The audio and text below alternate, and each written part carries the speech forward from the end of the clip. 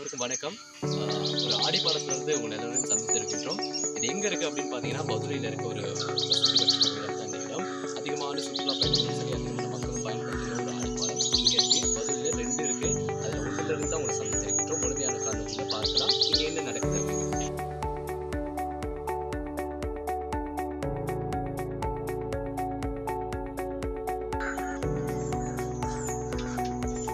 மக்களே நீங்கள் பார்க்கலாம், கீழே வந்து பெரிய ஒரு ஆறு ஒன்று இருக்குது.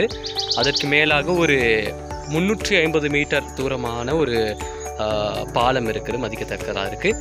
இது வந்து கொஞ்சம் பழமையான பாலம், பலகையால் செய்யப்பட்டிருக்கு. அதே நேரத்தில் இரும்பு கம்பிகள் பயன்படுத்தப்பட்டிருக்கு.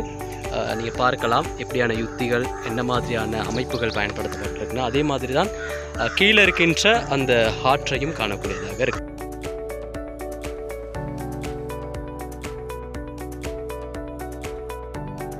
காணலாம், இதுதான் அந்த பாலத்துக்கு செல்கிற நுழைவாயில். குறிப்பாக பார்த்தீங்கன்னு சொல்லிட்டா இங்கே வந்து கொஞ்சம் வித்தியாசமாக விஞ்ஞான ரீதியான முறைகள்லாம் பயன்படுத்தியிருக்காங்க. கொஞ்சம் அதுலேயும் பார்ப்போம்.